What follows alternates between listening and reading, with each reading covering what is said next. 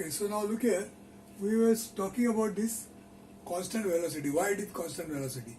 Because on this line, anywhere if you try to draw this triangle dy by dt, then this dy by dt ratio will be same. This distance dy, this distance dt ratio is going to be constant because it is a straight line, and therefore we have drawn it as a straight line to represent a constant velocity case. Now, having done this, the same graph I have drawn here. For you, this is already drawn. What we are now also going to do is, we are going to draw below this figure, when you are preparing, below this paper you are going to draw constant acceleration, constant velocity and constant acceleration curves also. So this curve is displacement versus time curve. The next curve is velocity versus time. We will see, it is already drawn here. I will just describe to you what is drawn over here.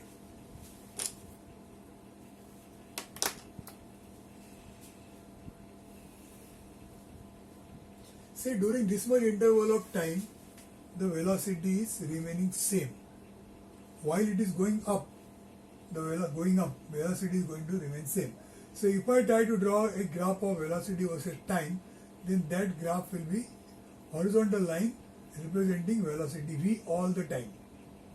Therefore, this is the velocity v, which is constant in this interval. Now when the dwell starts, during the dwell, of course, it is remaining stationary. It is going up and remaining stationary. So this graph will come down to 0 and it will remain 0 till this much interval of time. After that, it is coming down. So it will have again a velocity, constant velocity of opposite magnitude, minus. Magnitude is same, direction is opposite. So you will have to draw one graph here. Starting from here, 0 to minus v. It will remain minus v and then it will become 0. So the graph of velocity versus time is this, like this. It will be from here to v, then 0, then minus v, and 0. So this is a graph of, in one cycle, during this displacement, the velocity will change like this. So this is a graph of velocity versus time. Okay, velocity is constant because slope is constant. Now the next is, see, it is written dy by dt is velocity. Dy by dt is this. Dy here, dt here. Now dv by dt is acceleration, equal to acceleration. So how will be that graph? Now you know that velocity is, when t is equal to 0, velocity is 0. Now when velocity will become v? Velocity will become v when t equal to 0.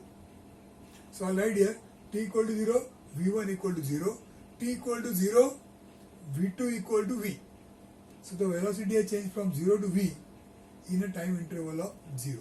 So change in velocity upon time, v minus 0 upon 0, which is infinity.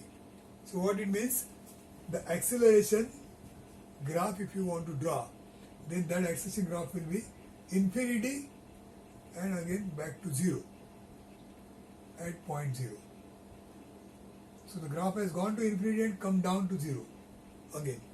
And then during this much interval, what is acceleration?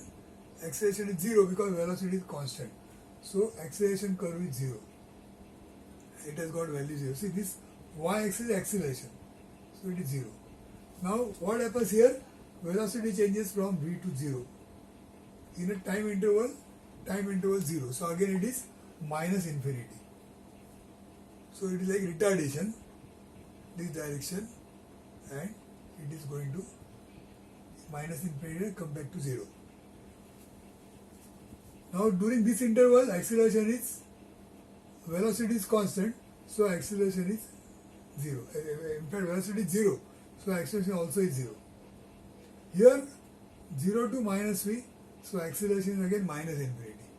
Again come back to 0, velocity is constant, acceleration is 0, velocity has come down to 0 from minus v, so acceleration is plus infinity.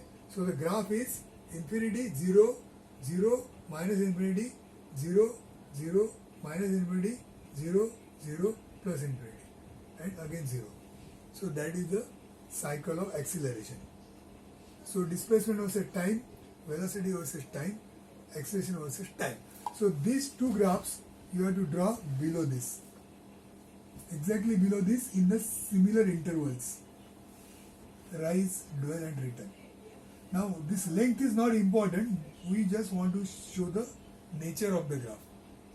So you draw these graphs, say that it is velocity versus time, acceleration versus time, and then you have to show some velocity plus v, velocity minus v, acceleration plus infinity, minus infinity, minus infinity, plus infinity. This you have to show on this.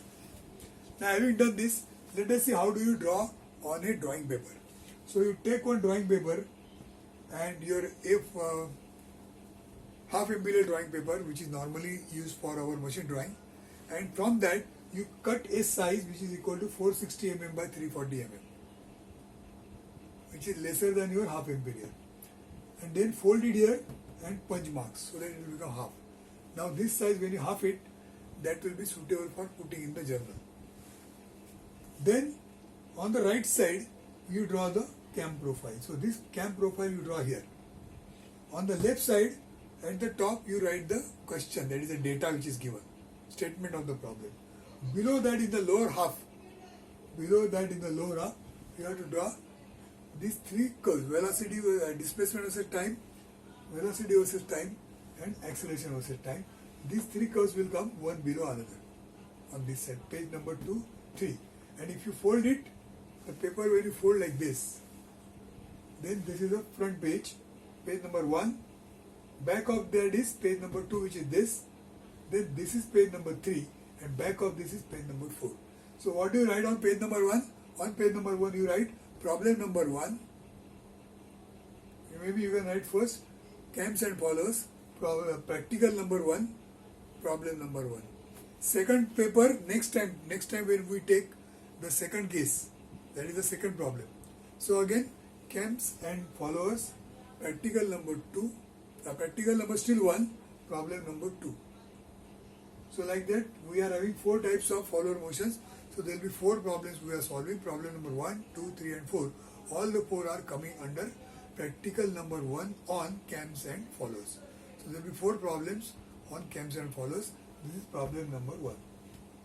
And on one drawing sheet, you are going to draw it like this. Okay, so keep a good note of this and then draw it everything according to what is described over here, problem number 1.